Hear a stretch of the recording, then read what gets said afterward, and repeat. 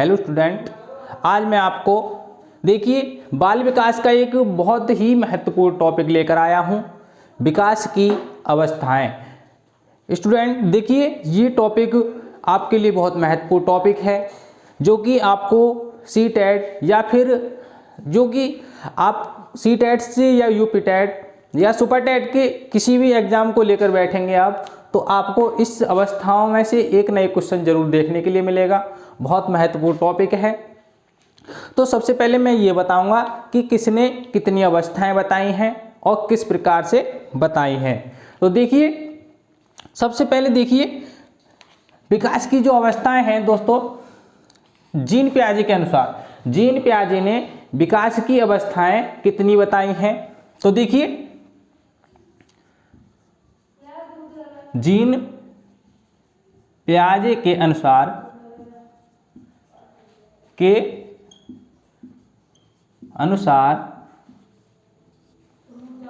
अवस्थाएं, देखिए जीन पियाजे के अनुसार विकास की अवस्थाएं कितनी हैं। इन्होंने विकास की अवस्थाओं को चार प्रकार से बताया है। तो चार प्रकार से देखिए कौन कौन सी चार अवस्थाएं होती हैं जीन पियाजे के अनुसार। तो जो पहली अवस्था बताई थी उन्होंने 0 से 2 वर्ष, और सेकंड अवस्था जो बताई है इन्होंने, तो सेकंड अवस्था बताई है, देखिए आपको इनके अभी ये भी बताऊंगा कि 0 से 2 वर्ष तक को क्या कहा गया था, जीन पियाजे ने क्या किया था, क्या बताया था इनके लिए। तो देखिए, अब देखिए जो सेकंड अवस्था है ये है आपकी 2 से 7 वर्ष, 7 वर्ष तक है। और तीसरी अवस्था है आपकी दोस्तों, ये आपकी देखिए कितना है, 7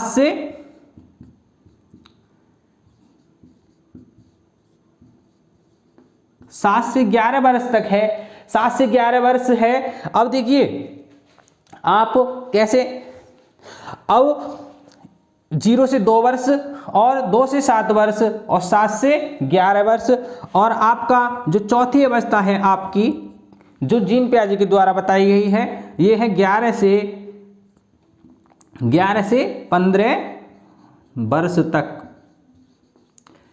जीन पियाजे के द्वारा ये 4 अवस्थाएं बताई गई थी। तो जीन पियाजे ने सबसे पहली अवस्था जो बताई थी 0 से 2 वर्ष तक बताई थी, और दूसरी अवस्था जो थी 2 से 7 वर्ष तक, और तीसरी अवस्था 7 से 11 वर्ष, और चौथी अवस्था 11 से 15 वर्ष। अब देखिए, अब इन्होंने इन चारों अवस्थाओं के अलग अलग नाम भी दिए थे कि इनको किस नाम से जाना जाता है। तो पहली अवस्था जो है आपकी, जो पहली अवस्था है इसको संवेगात्मक अवस्था कहते हैं। जीन पियाजे ने 0 से 2 वर्ष तक के काल को क्या कहा था, 0 का मतलब यह है कि जन्म से मान सकते हैं हम कि जन्म से 2 वर्ष तक, तो इसको हम संवेगात्मक अवस्था कहते हैं। क्या कहते हैं, संवेगात्मक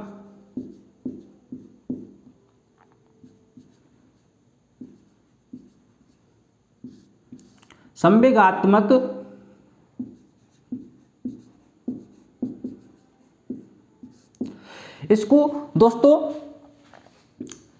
0 से 2 वर्ष तक के काल को जीन पियाजे ने संवेगात्मक अवस्था का नाम दिया है। और देखिए दूसरी अवस्था है, दूसरी अवस्था कितनी है, 2 से 7 वर्ष। 2 से 7 वर्ष के अवस्था को क्या नाम दिया है, 2 से 7 वर्ष की अवस्था को नाम दिया है प्राक संक्रियात्मक अवस्था। संक्रियात्मक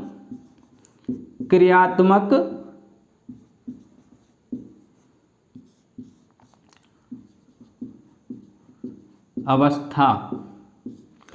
तो देखिए यहां पर आपकी दूसरी अवस्था है प्राक संक्रियात्मक अवस्था।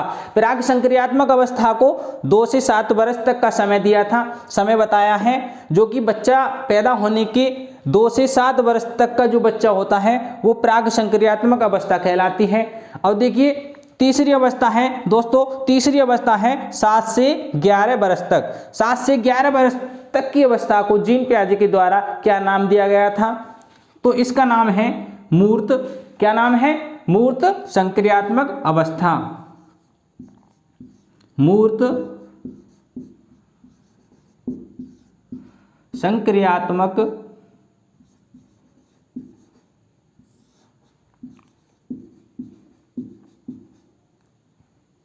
अवस्था। तो देखिए तीसरी अवस्था को 7 से 11 वर्ष मूर्त संक्रियात्मक अवस्था इसका नाम दिया।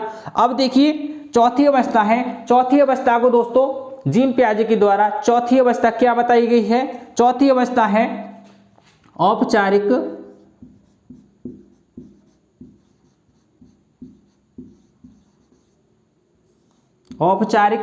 औपचारिक संक्रियात्मक अवस्था।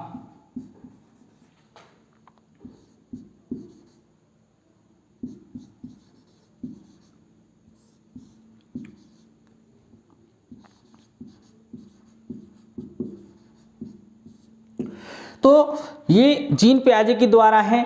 विकास की जो अवस्थाएं हैं ये एक है जीन पियाजे के द्वारा बताई गई हैं। क्या है? जीन पियाजे के द्वारा 4 अवस्थाएं बताई गई थी। 0 से 2 वर्ष तक संवेगात्मक अवस्था, 2 से 7 वर्ष तक प्राक संक्रियात्मक अवस्था और 7 से 11 वर्ष तक मूर्त संक्रियात्मक अवस्था और 11 से 15 वर्ष तक औपचारिक संक्रियात्मक अवस्था। इसी प्रकार से देखिए और इनके लिए देखिए दोस्तों आपको एग्जाम में ऐसे भी मिल सकता है कि जीन पियाजे के अनुसार 0 से 2 वर्ष तक के काल को क्या कहा गया है। तो आपके लिए ये 4 ऑप्शन मिलेंगे और आपको जो सही उत्तर है आपको यह सही आंसर देना होगा। अब देखिए इसमें हम देखिए इसका दूसरा नाम है संवेदनात्मक। संवेदन की अवस्था भी कह सकते हैं इसको, संवेदना की अवस्था। संवेदना की अवस्था, इसका दूसरा नाम संवेदना की अवस्था भी आपको देखने को मिल सकता है। और देखिए इसको हम संकल्पना की अवस्था भी कह सकते हैं। संकल्पना की अवस्था।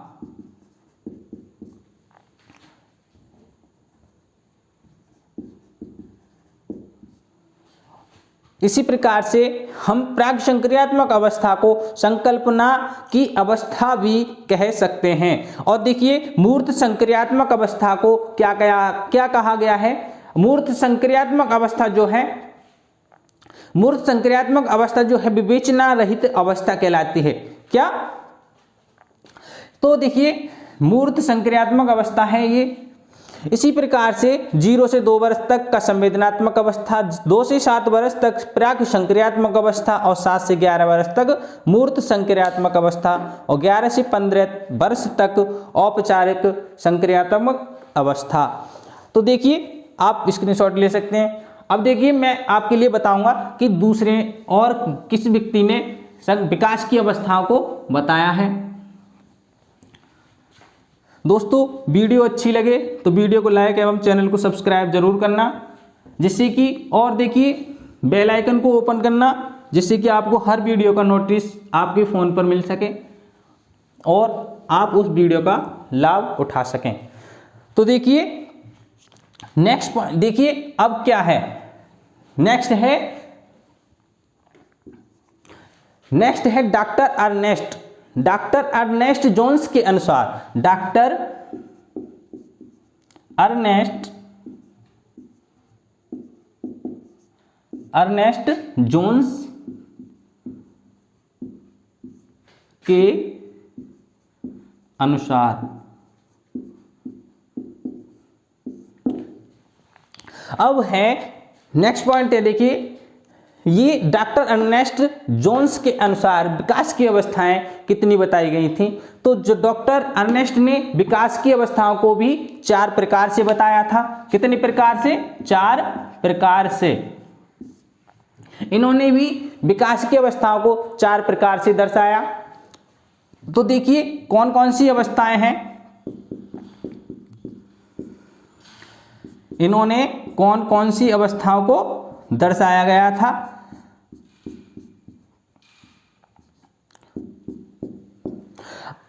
दोस्तों बहुत महत्वपूर्ण टॉपिक है बाल विकास का ये। इसमें से आपको C TET, UP TET, super TET या किसी भी टेट को लेकर एक ना एक क्वेश्चन आपको जरूर देखने के लिए मिलेगा।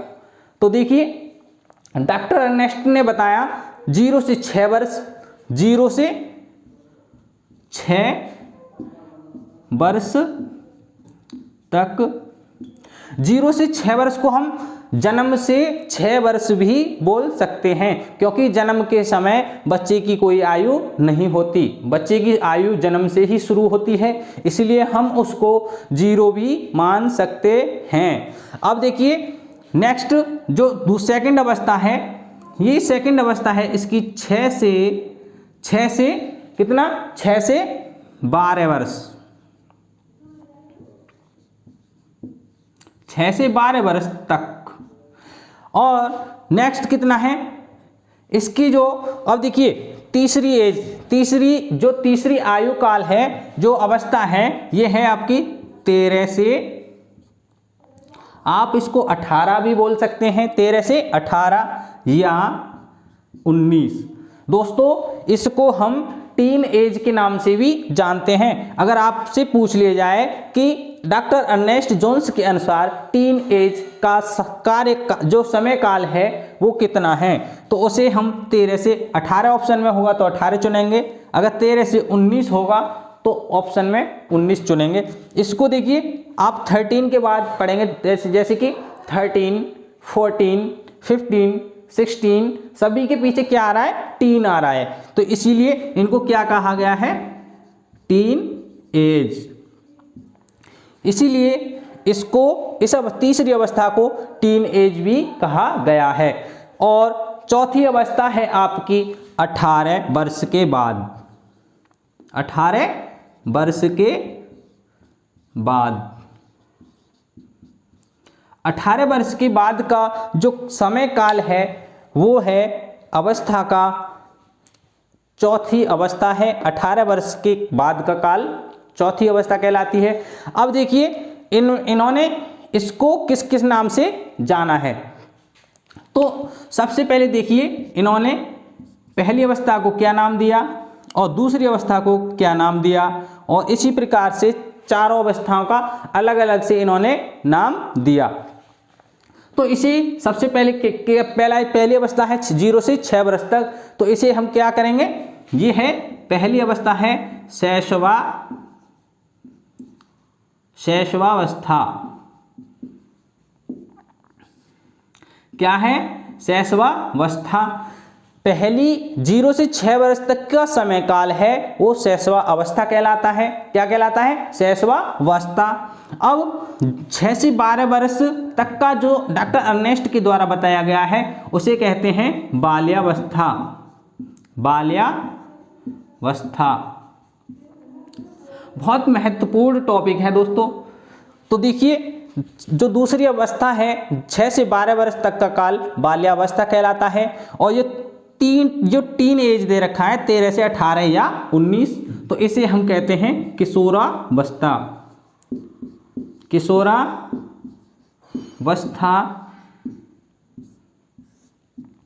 ये किशोरावस्था कहलाती है तीसरी।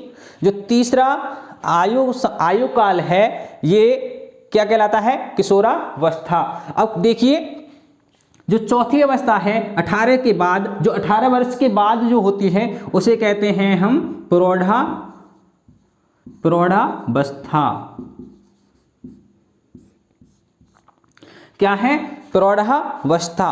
प्रौढ़ावस्था देखिए 0 से 6 वर्ष तक के काल को शैशवावस्था कहते हैं, और 6 से 12 वर्ष तक के काल को बाल्यावस्था कहते हैं, और 13 से 18 वर्ष या 19 वर्ष तक के काल को किशोरावस्था कहते हैं, और 18 वर्ष के बाद जो भी काल होता है मृत्यु के समय तक का काल प्रौढ़ावस्था कहलाता है।